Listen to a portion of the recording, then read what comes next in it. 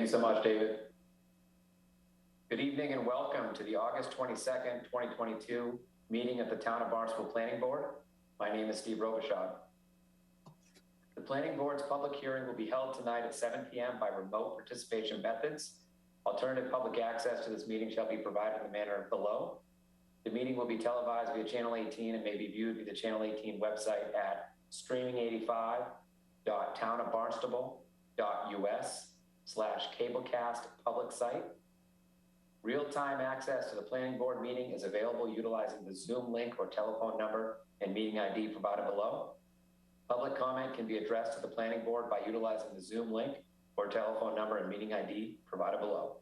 The link is townofbarnstable-us.zoom.us/J/898226306999. The phone number to dial in is 888-475-4499. And again, the meeting ID 898-2263-0699. Applicants, their representatives, and individuals required or entitled to appear before the Planning Board may appear remotely and may participate through the link or telephone number provided above.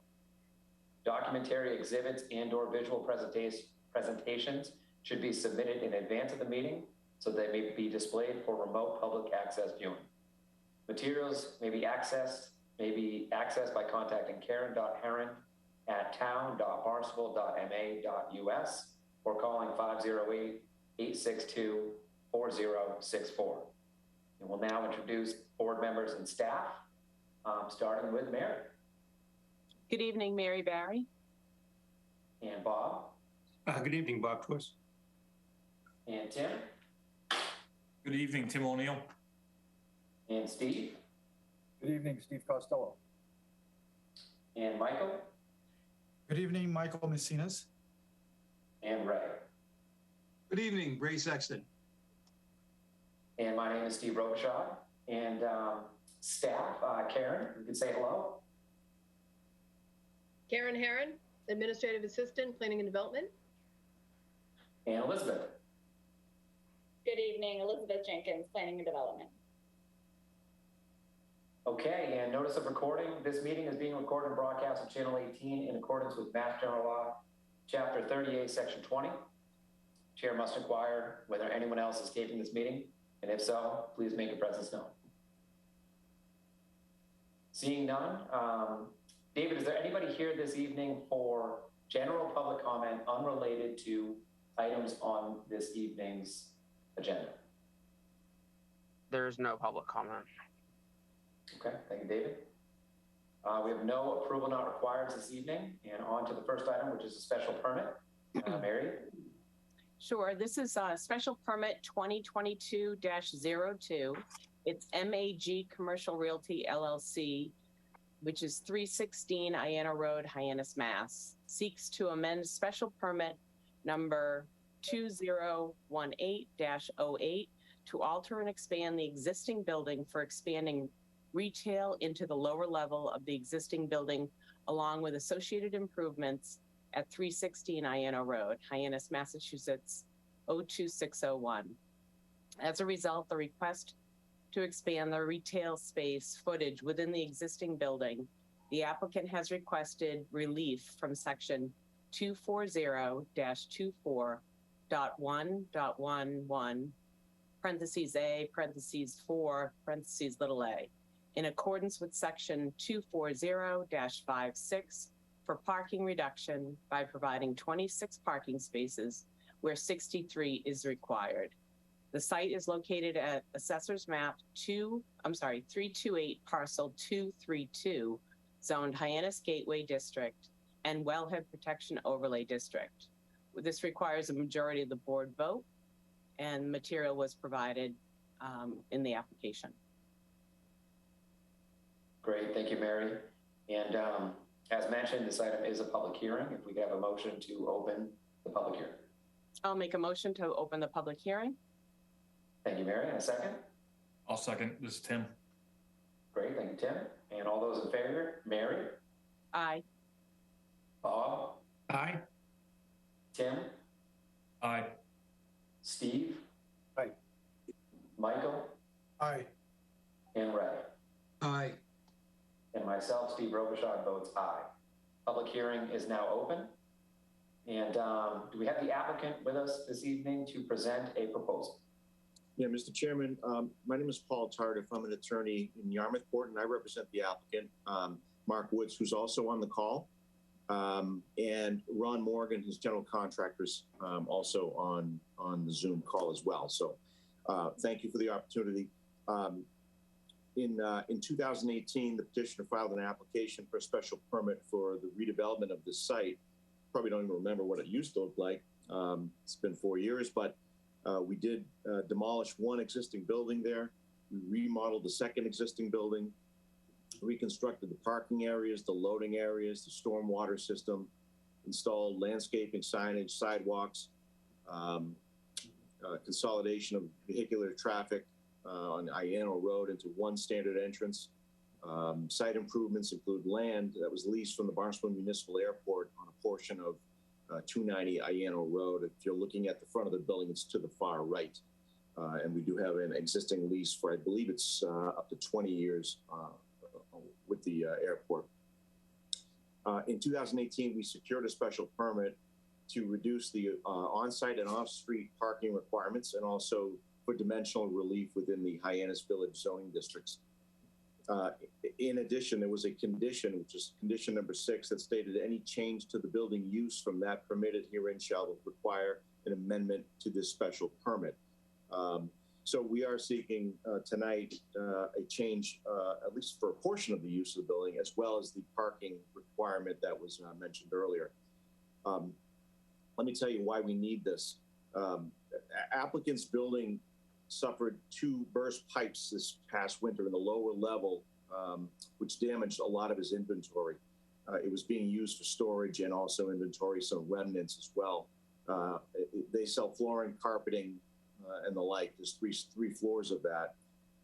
Public was really allowed into 2 of them. The lower level, so what we want to do at the lower level is to prevent that from happening again, is to install heat, an elevator to the lower level, install a bathroom, which is required. That was based on the comments of the site plan review team. And also enclose a utility closet around the sprinkler system to avoid future freezing of the pipes. And the applicant plans to install flooring. I'm sure you can find some. Insulation, sheetrock, and new lighting. The space is really going to become retail and storage as part of his retail space. And if you think about the way flooring stores work, you know, most of the inventory, people walk right through to the inventory and take a look at it. They want to touch it. They want to feel it. They want to see it. So because of this change, however, we are going to have a recalculation of the parking requirements from currently we're at 26 spaces. When we got this special permit, based on the calculations, based on the formula alone, 47 spaces were required. But now, because we're going to change this into retail space, the parking demand, again, according to the ordinance, would be 63 spaces. We don't plan at this point to increase from the existing 26 parking spaces.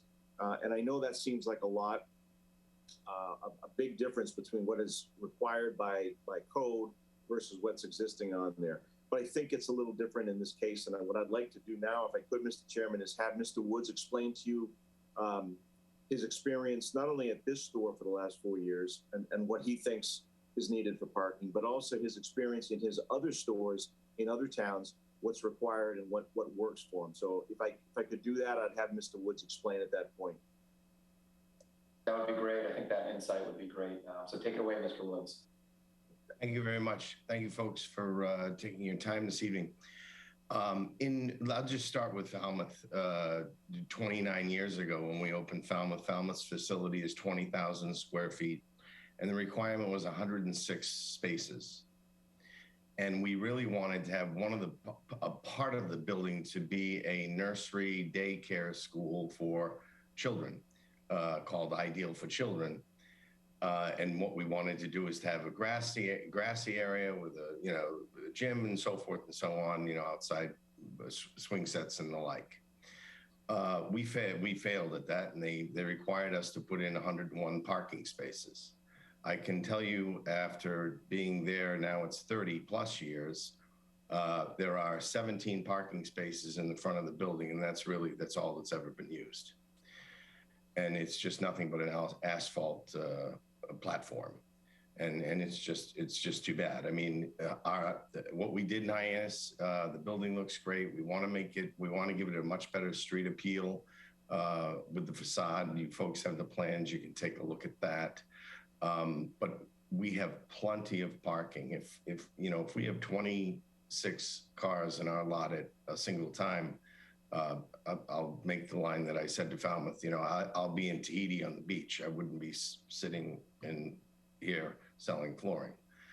It's just a different retail perspective that it needs to be looked at based upon consumer use. And I would much rather see, as you've seen what we've done with the building, if anybody's driven by it, I'd much rather see green and trees and as opposed to asphalt and lines.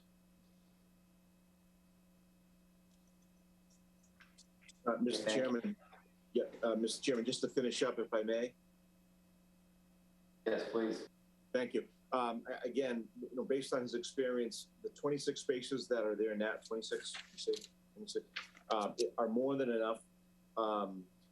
Flooring is not really your type of business where you have a lot of walk-up business, just tire kicking. You probably need flooring if you're going in there, and so it's just not the same as any other type of retail space. I think the 26 works. I know that, and Mark can probably just verify this. I think if you remember, before this location, he was right next door at the old flooring place there near Sid's, I think it was called.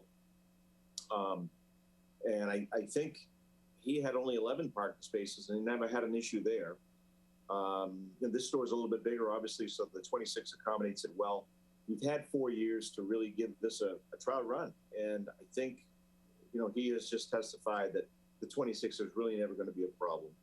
And I don't think that the added space down there is really going to add to his foot traffic. I think it's just going to make things a little safer for his business and also give people a little bit more room to walk comfortably in and take a look at some of the products. So those are the reasons we're asking for the special permit tonight. If you have any questions, again, we're all here. And I thank you for your time. Great, thank you, Attorney Tardif. Mr. Woods, thank you very much for that presentation. At this time, I'd like to go to the public if there's any public comment. David, do you have any members of the public here tonight to comment on this item?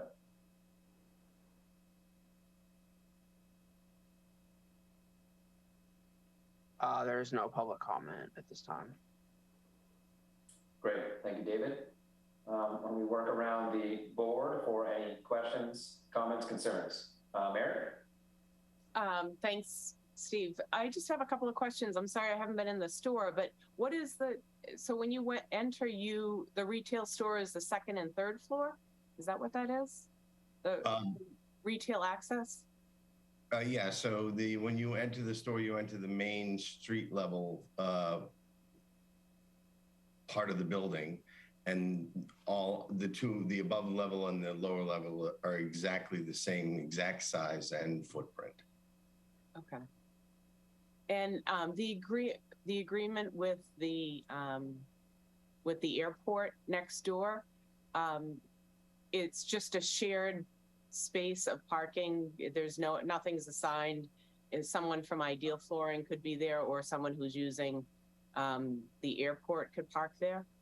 No, we lease the space from the airport, and it's, there's no designation whether it's Ideal or the airport.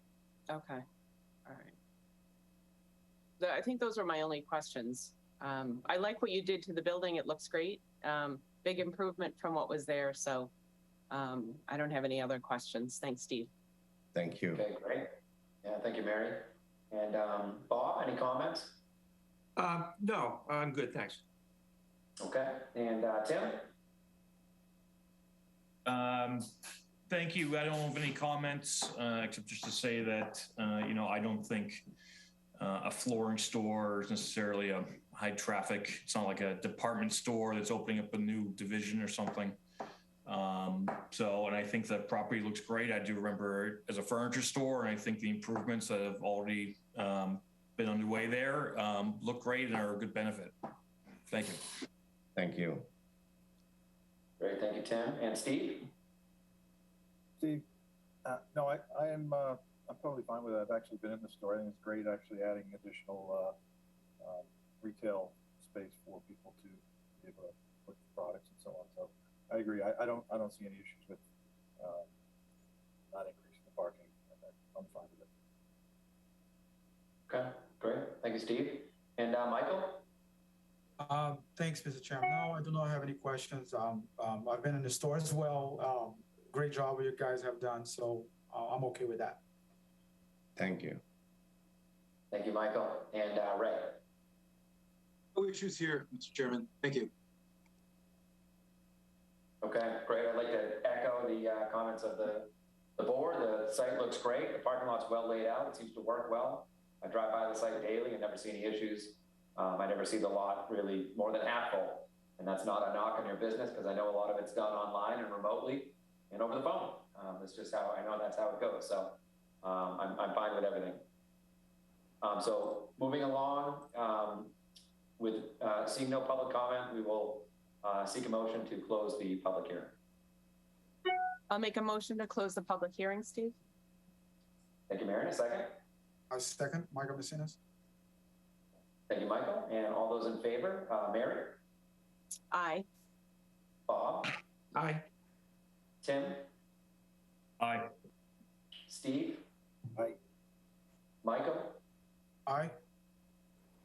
Ray? Aye. And myself, Steve Robichaud, votes aye. Public hearing is closed. And any further deliberation with the board? This time we would seek a motion. I'll make a motion. And I think I need to read through this as part of my motion. Is that correct? Just want to make sure I'm hitting all the conditions, right? Or with the findings. Right, read the findings and reference the conditions. The conditions, okay. So I'd like to make a motion to approve the special permit 2022-02 MAG Commercial Realty LLC for 316 Iano Road, Hyannis, with the following findings, and then I'll reference the conditions. With the draft findings, is the property is located at 316 Iano Road in Hyannis, Mass. 316 Iano Road, Hyannis, Mass is shown on Assessor's Map 328 as parcel 232 in the Hyannis Gateway District and Wellhead Protection Overlay District. MAG Commercial Realty LLC seeks a special permit pursuant to section 240-24.1.11 parentheses A, parentheses 4, parentheses little a, in accordance with section 240-56 for parking reduction by providing 26 spaces where 63 is required. The applicant has provided an executed lease agreement between the owner and applicant and the Barnstable Municipal Airport for use of the abutting property at 290 Iana Road for parking purposes. The board finds that the issues for the special permit consistent of the design and infrastructure plan, that the development meets the following criteria. A development provides the minimizing of curb cuts and driveways on Route 28 through a shared use of parking purposes for the direct abutting property. The property falls within a category specifically expected in the ordinance for a grant of a special permit section 240-24.1.11 parentheses A, parentheses 4, parentheses little a, parentheses 4, allows for the planning board to reduce on-site parking requirements by special permit. After the evaluation of the evidence presented, the proposal fulfills the spirit and intent of the zoning ordinance it would not represent a substantial deterrent for the public for the good neighborhood, public good or the neighborhood affected. A site plan has been reviewed and approved by the Site Plan Review Committee. The conditions of the informal and formal site plan review shall be incorporated by reference as conditions of this special permit. Lesser of street parking is shown to be adequate given the special circumstances, including a supplemental parking provided by off premises through a shared use lease agreement between the airport, and the proposed repairs, alterations, and expansions are not substantially more detrimental to the surrounding neighborhood. And I will reference the conditions as stated in the draft. If I may. Yep. Chairman Robichaud. So at this point in the proceedings, I'd ask for a vote on the findings, a roll call vote on the findings, and then a subsequent motion to, based on those findings, to grant the special permit subject to conditions. Great, got it, okay. All right, thank you, Mary. We'll now seek a second on that motion regarding the findings. I'll second, Mr. Chairman. Thank you, Ray. And all those in favor? Mary? Aye. Bob? Aye. Tim? Aye. Steve? Aye. Michael? Aye. And Ray? Aye. And myself, Steve Robichaud, votes aye. And Mary, now we'll take a second motion on the conditions. Sure, I'd like to make a motion to accept the proposal for the special permit 2022-02 for MAG Commercial Realty LLC at 316 Iana Road, Hyannis, including special conditions as included. Great, and a second? I'll second. Bob? Thank you, Bob. And all those in favor? Mary? Aye. And Bob? Aye. And Tim? Aye. Steve? Aye. Michael? Aye. And Ray? Aye. And myself, Steve Robichaud, votes aye. And the matter passes. Thank you very much. I appreciate that. Thank you, everyone. Great, thank you. Okay, moving along on the agenda, the next item is the zoning amendment. And Tim, I think you're going to take this one. Thank you, Mr. Chair. This is the proposed zoning amendment, TC item number 2023-011, amending the code of the town of Barnstable, Part 1, General Ordinances, Chapter 240 zoning, Article 5, Section 46, home occupation, and Article 3, Section 14, RC-1 and RF residential districts, subsection C, conditional uses to update requirements pertaining to home occupations. Great, thank you, Tim. And this item does include a public hearing. If we could have a motion to open the public hearing. Thank you, Mr. Chair. I would make a motion to open the public hearing. Thank you, Tim. And a second? I'll second that. This is Mary. Great, thank you, Mary. And all those in favor? Mary? Aye. Bob? Aye. Tim? Aye. Steve? Aye. Michael? Aye. And Ray? Aye. And myself, Steve Robichaud, votes aye. Public hearing is open. And at this time, we're going to have a presentation by town staff, Elizabeth Jenkins. Thank you, Mr. Chair, members of the board. Elizabeth Jenkins, Director of Planning and Development. It's a pleasure to be here tonight with my colleagues, Building Commissioner Brian Florence and Permit Coordinator Maggie Flynn, to present the proposed changes to the home occupation ordinance. If you'll allow me a moment to share my screen.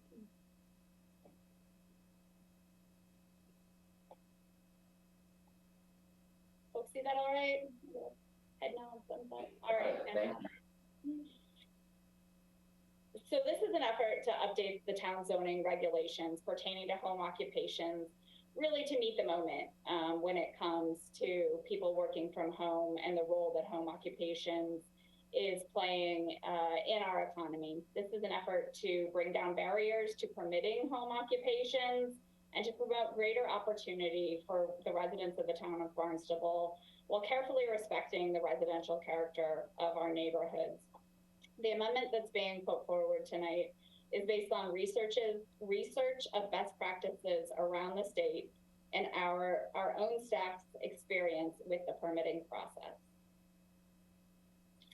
Very broadly, the intent of the zoning amendment is to manage home occupations by impact and not by location, and really to put our home occupations into two categories. First, to allow home occupations by right for those that have limited to no impacts. And we say by right, we do mean including registration with the town.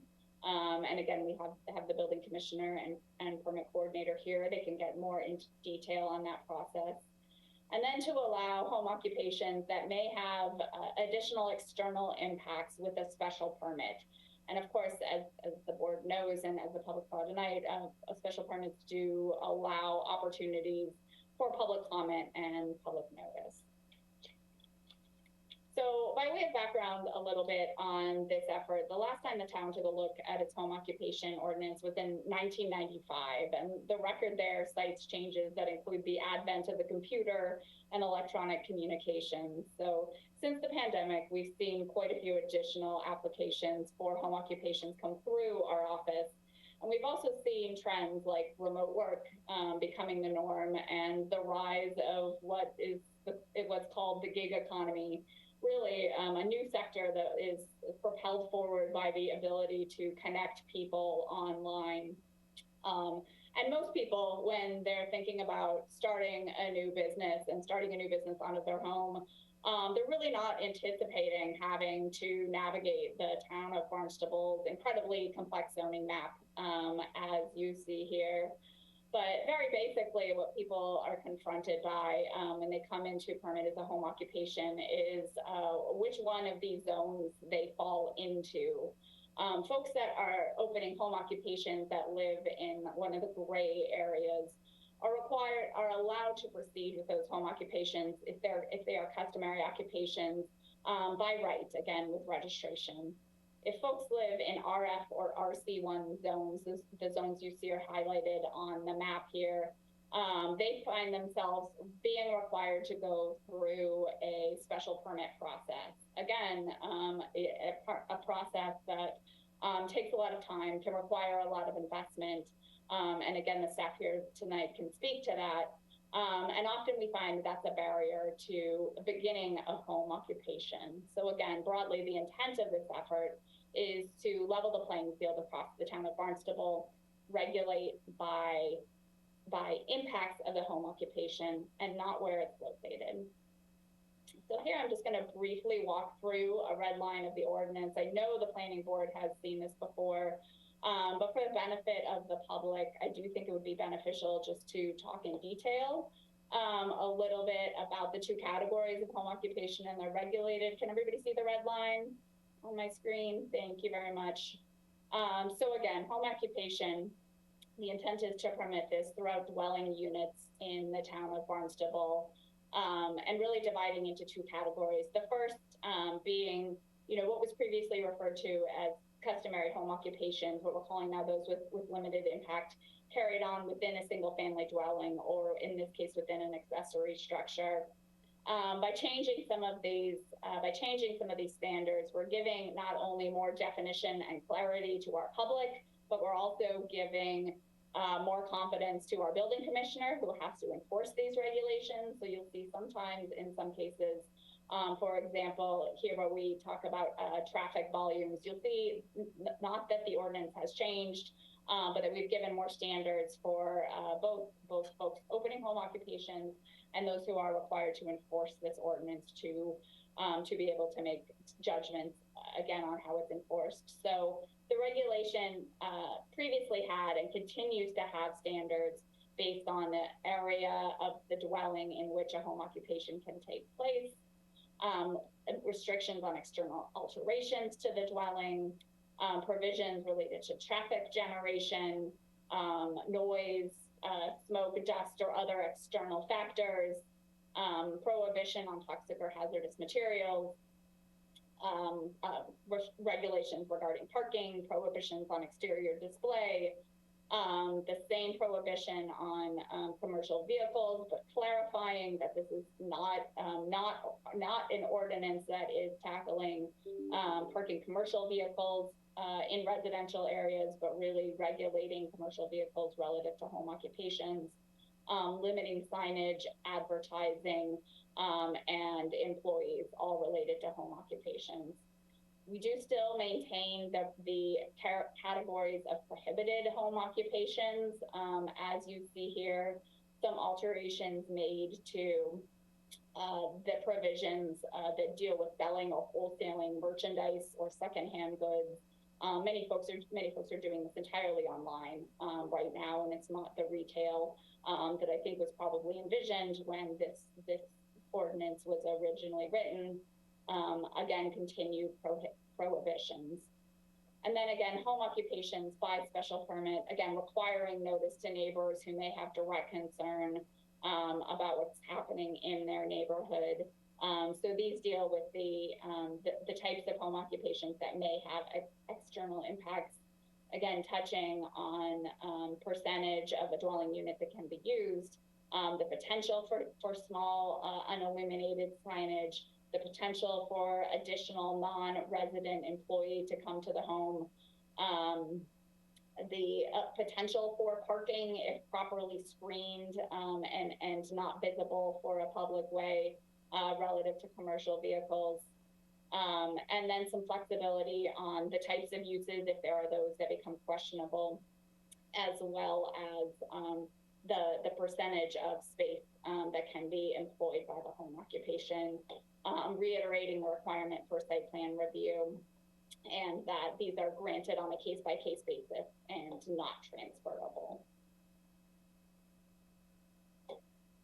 It's a very brief overview of the ordinance, just to speak to process briefly. So the planning board did see this previously at a workshop that we held when I think there was general discussion of these sort of necessary and overdue modernizations to our zoning ordinance. Clearly, this is one that has stood out to staff as being important.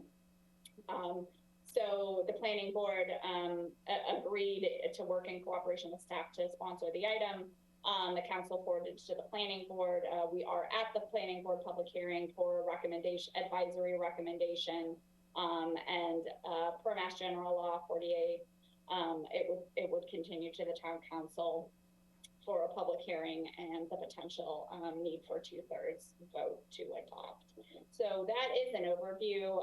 I will certainly turn the floor over to Building Commissioner Florence or Permit Coordinator Flynn if they have additional remarks they'd like to make. Thank you.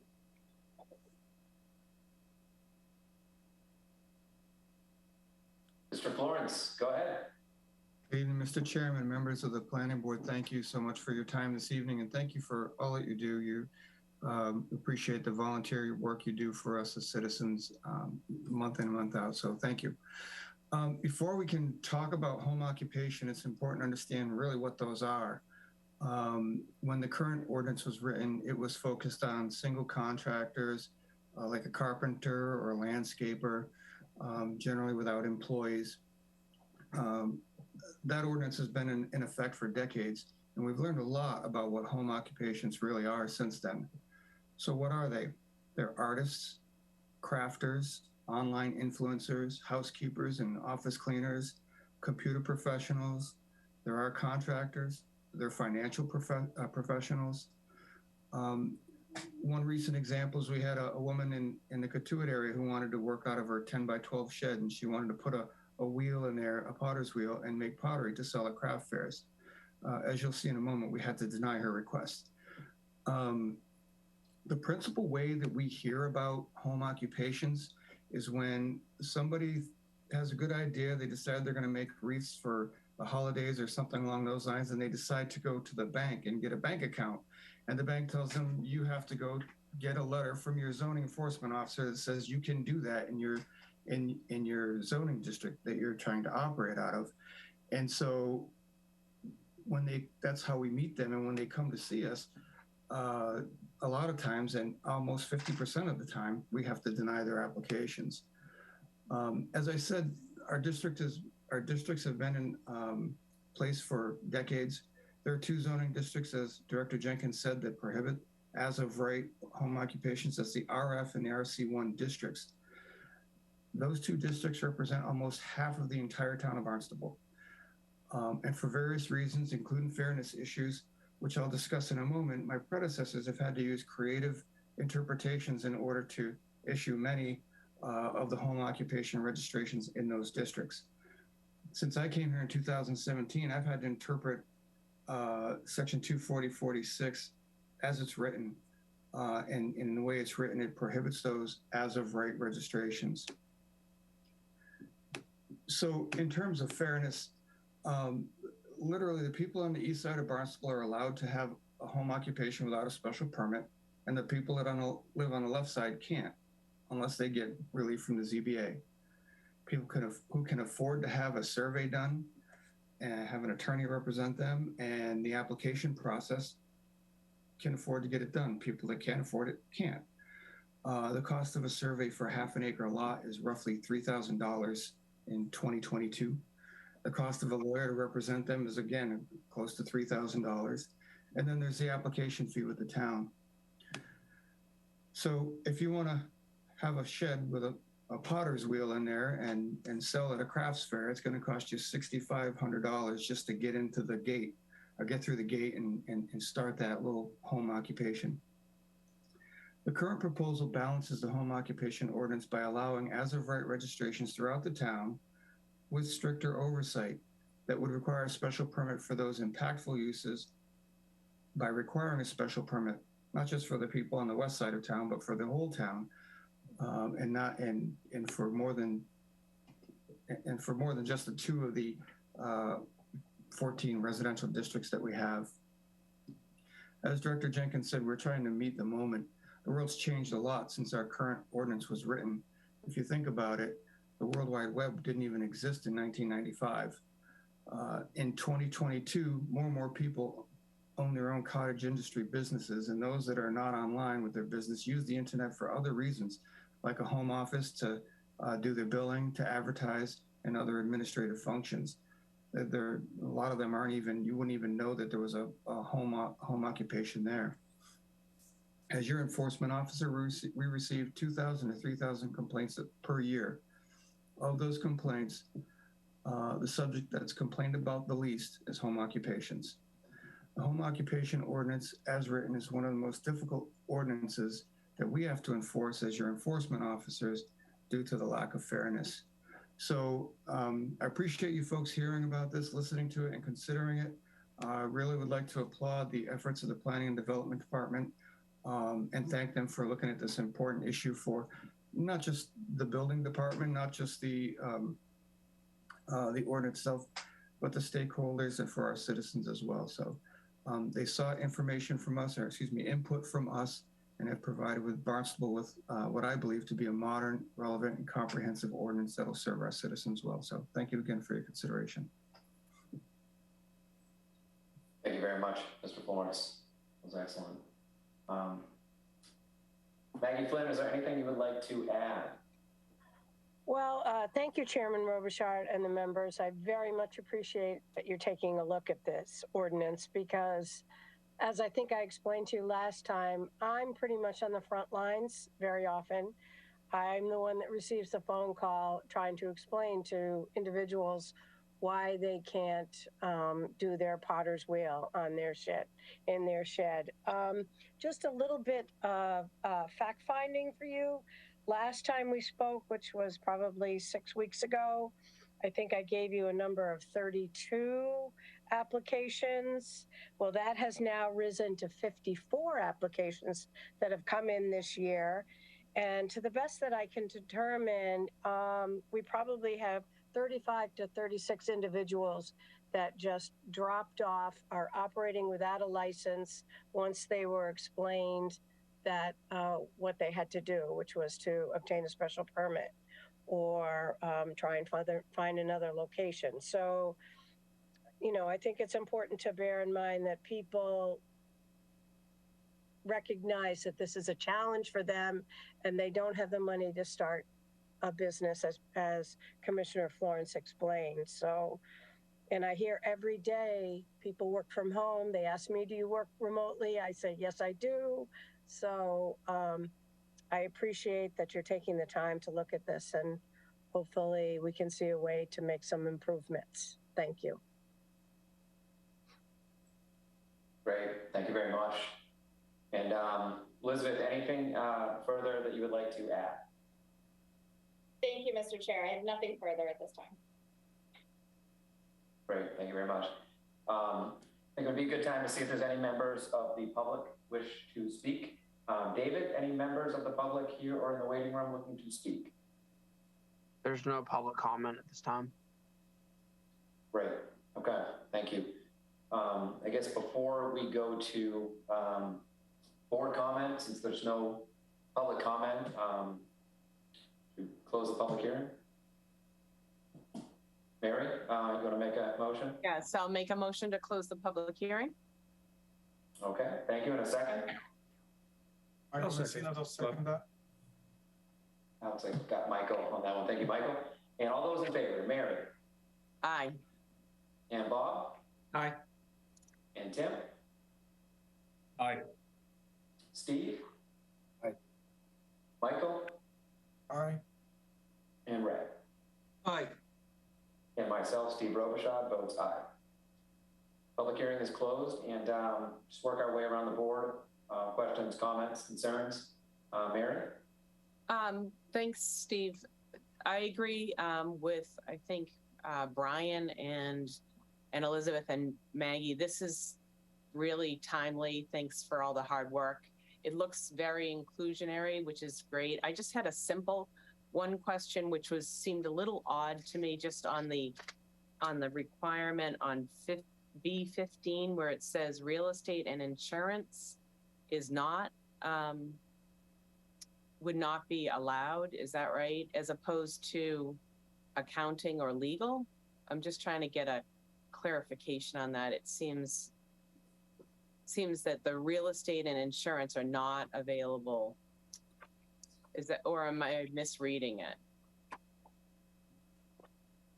Brian? Member Mary Bear, that was, I believe, is a carryover from the old ordinance, and that is accurate. I'll further add to that. It was in the ordinance, but it was added as a clarification that it is those types of offices that are open for public access that are prohibited, and those type of offices that are being operated for administrative purposes only are allowed. So it's the public access, the coming to the home, that's the restriction, not essentially operating administrative functions of those businesses out of your home. Okay, so an attorney could, an attorney or an accountant is not excluded, but a realty or insurance is that? Again, I will ask Maggie and Brian in terms of the interpretation of how this is interpreted. Again, I think the intent is to limit the types of private offices where you have individuals who are coming to the home for services. Right, right. Probably most frequently at the time this was written, real estate and insurance. Certainly there might be an array of others, again, as long as it can be demonstrated that it's administrative purposes only. And I understand, I'm not trying to be difficult. I'm just trying to get some clarity. I feel like it's, I go to my accountant's office, so that's why I look at that as maybe a little different. And I also go to my attorney's office, so that's why I asked the question. Both of you have answers. This is good. This is good. If I might add there, the thought process behind that was we were discussing that it was only going to be administrative only allowed at the home, because attorneys can do work at home, realtors can do work at home, but we do not want to walk down the street of having clients coming into Right. the home and then dealing with parking. And so it may need clarification. Obviously, it needs clarification that it's just for administrative use for any type of profession. Yeah, maybe that's the way it could go, as opposed to kind of isolating two industries that are maybe not have equal access as some of the other industries that aren't listed. But thank you, that's helpful. Or Brian, go ahead.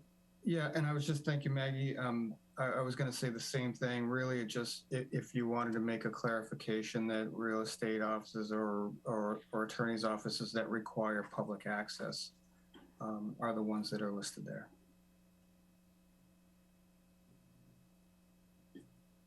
I'm all set. Steve, that was my only question. Got it. No, great question. Bob? Thanks. I agree with what the others have said. It recognizes what actually happens in the world today.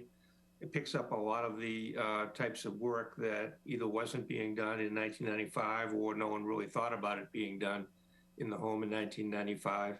It does make it much more fair in terms of the entry requirements. And, you know, a lot of these things, as we know, we drive down the street, there's a lot of people engaging in these type of businesses, and no one can tell except the people inside the house who are actually doing the business, because there's no outside impact whatsoever.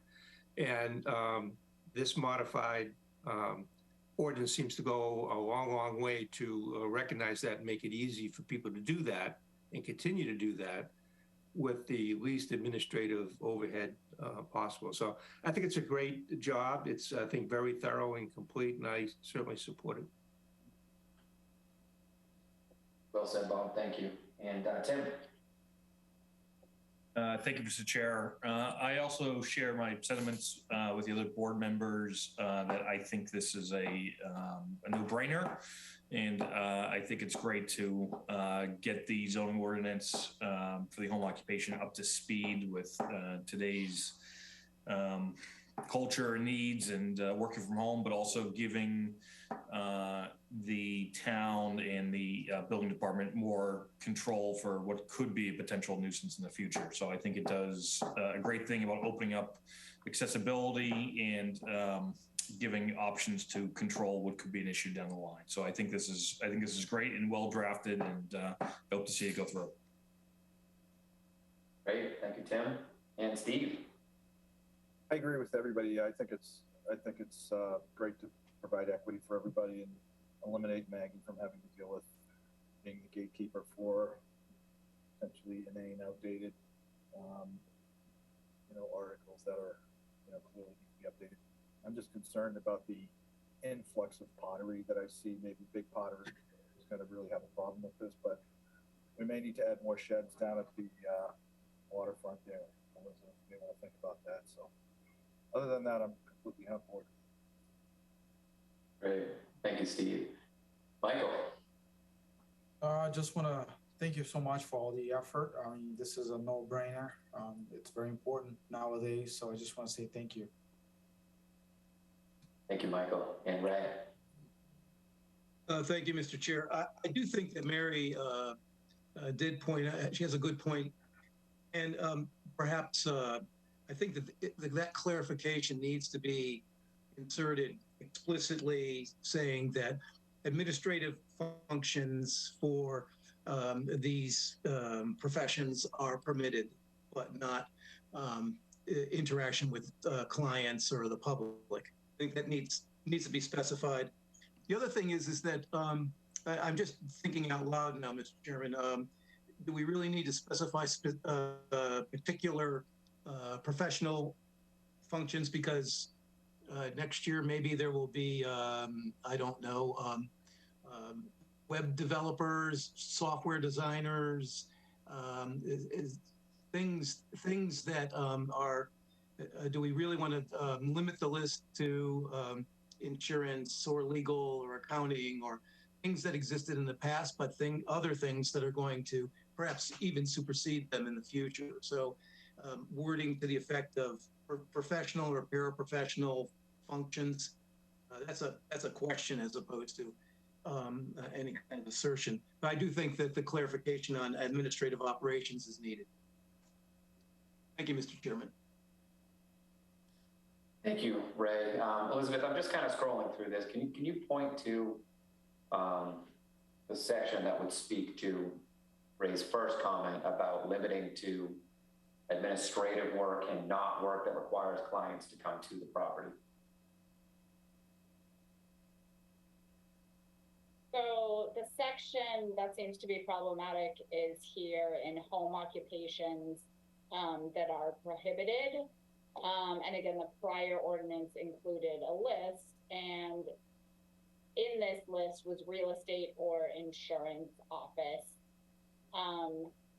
The proposed footnote clarifies that it's offices which provide public access that are prohibited, and offices for administrative purposes only are allowed. I think Mary and Ray's comments are very good ones, and a potential amendment to Ray's point is that I believe the intent, as was reflected, I think by everyone here, was that the intent is to say professional offices which provide public access shall be prohibited. Professional offices for administrative purposes only are allowed. Well, you just summarized that perfectly. I agree with that. I think what that does is takes it up a level where it's not so specific. And I think that summarizes it perfectly. Mary, what do you think about that verbiage? Yeah, that's great. I just didn't like, isolating a particular industry, I think, and it is, it's just a residue of a 1995 ordinance.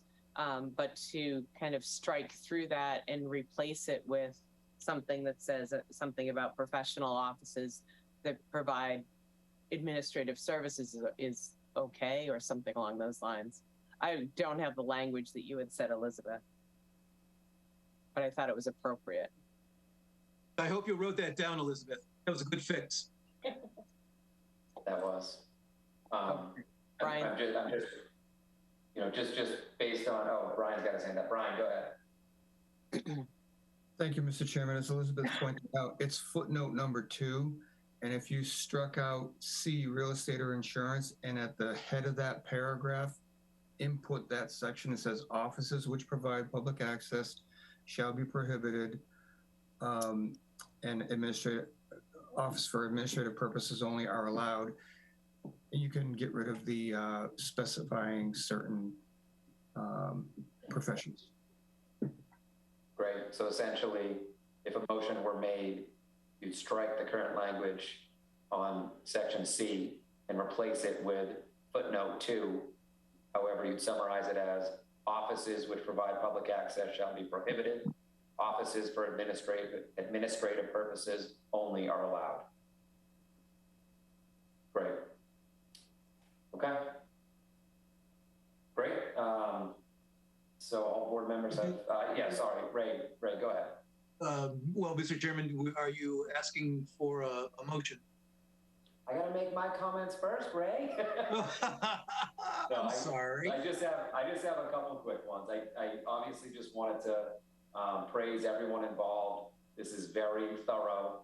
Clearly, there was a lot of time and effort put into this, and I think town staff did a great job. This is one document that I read through, and everything made sense. So again, kudos to everybody. And Maggie, I just wanted to say that I know how frustrating it can be on the front lines dealing with upset homeowners, potential business operators, and we want it to be fair and easy for people to live and do business in the town. So my only question would be, if this zoning amendment does pass, would it be possible to draft a template letter to be sent to people who were denied, letting them know of the change and letting them know of the new ordinance?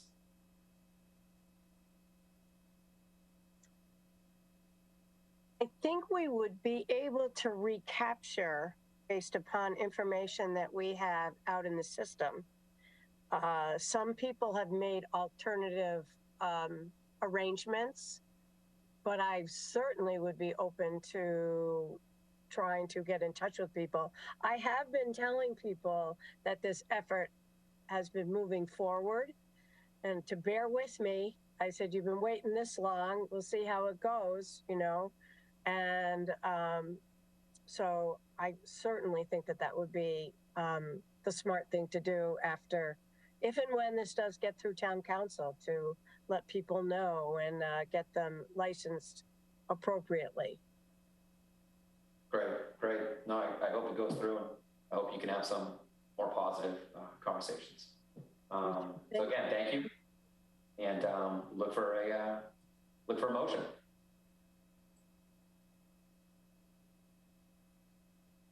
Do we need to say in the motion that the new language, or how do we need to? We do. Yeah, I believe if we're happy with this, we would seek to send a positive recommendation to town council with the following amendment. And again, mention section C, strike the text in section C and replace with that footnote without stating real estate or insurance.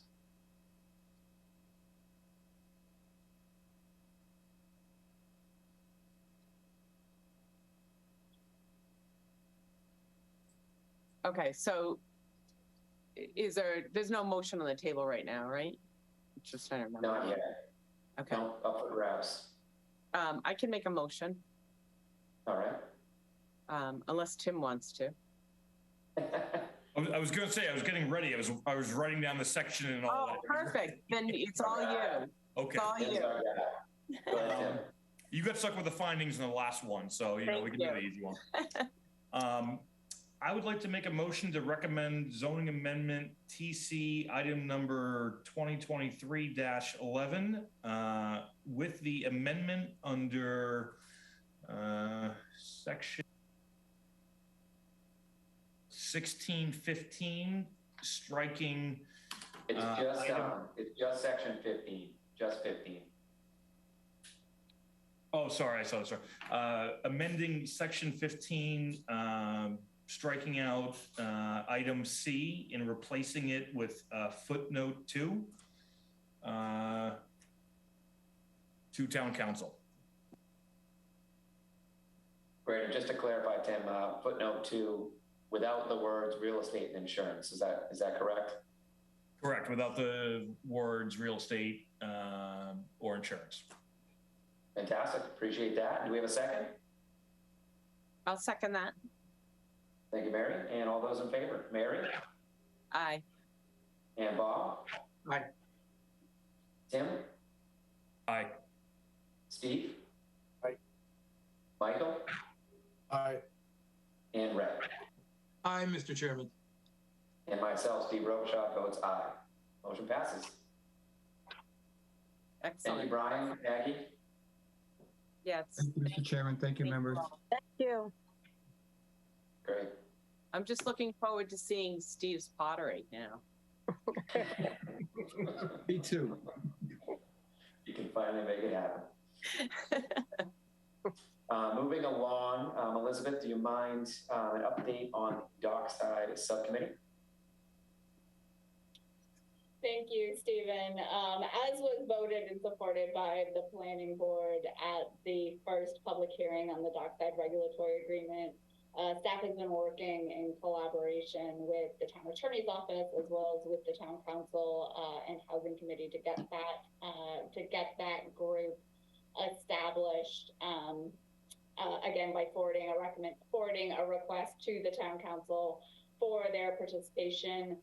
We've not yet scheduled that first meeting, but it is in progress, and folks should know that there will be public notice in accordance with the open meeting law prior to that meeting.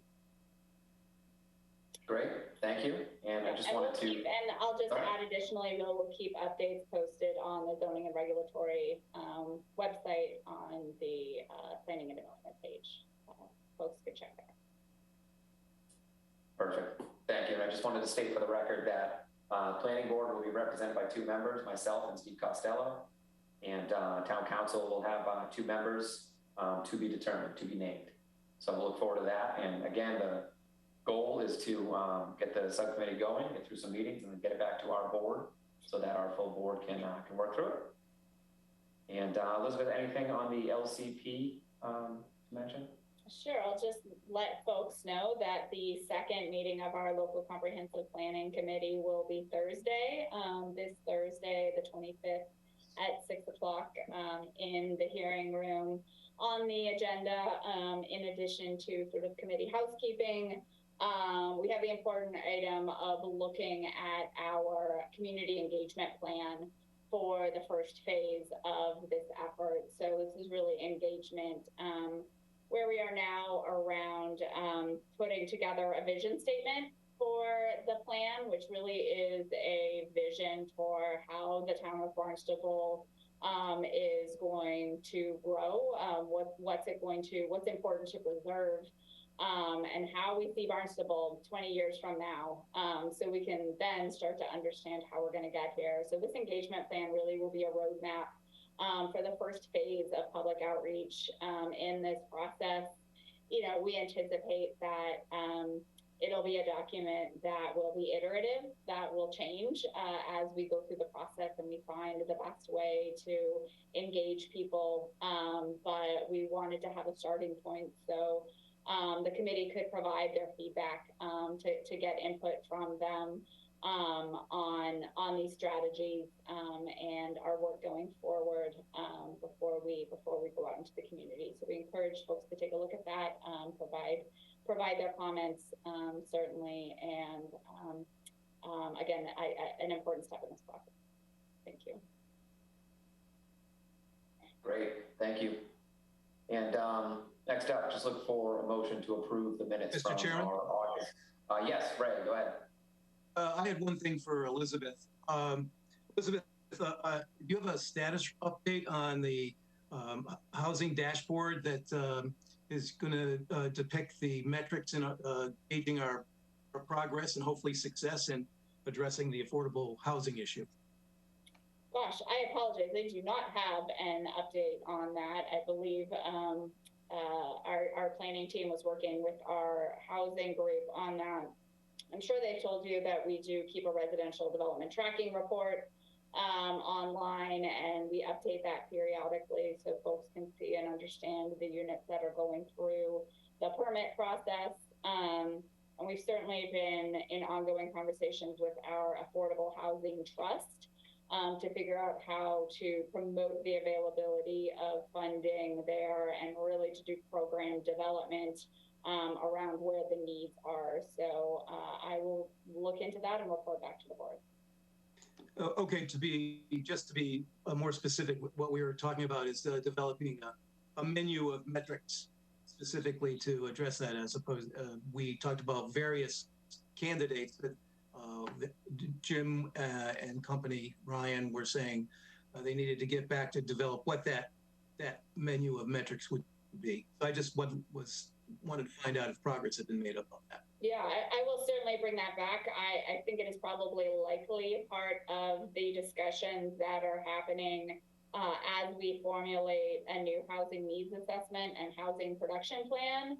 I believe folks have been invited to participate in that effort, and we are gearing up for our first public forum on that. So look for participation in that process going forward. That, again, will be the plan that sort of sets forward what our strategies are for providing more affordable housing. And of course, as part of that, it'll be necessary to have metrics to measure that moving forward. So in my instinct is it's the best place to incorporate that discussion into that process which is happening and will continue to happen, concluding towards the end of the year. Okay, thanks, Elizabeth. Thank you. Yeah, good stuff. And I did take part in one of the housing focus groups, and I thought it was really fantastic. So keep the conversation going. Yeah. And next up, looking for a motion to approve the minutes, August 8th, 2022 draft minutes. I'll make that motion. It's Bob. Thank you, Bob. And a second? I'll second. Oh. Ray, you got me. All right. Thank you, Ray and Bob. All those in favor? Mary? Aye. Bob? Aye.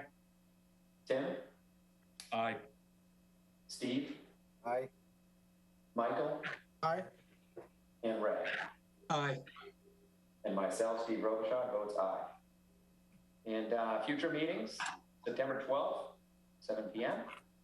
September 26th, 7 p.m. And prior to a motion to adjourn, any board questions, comments, discussion before we part? Okay, motion to adjourn. We have a motion to adjourn. Motion to adjourn. Thanks, Steve. And a second? I'll second that. Thank you, Mary. And all those in favor? Mary? Aye. Bob? Aye. Tim? Aye. Steve? Aye. Michael? Aye. And Ray? Aye. And myself, Steve Robichaud, votes aye. Meeting is adjourned. Great.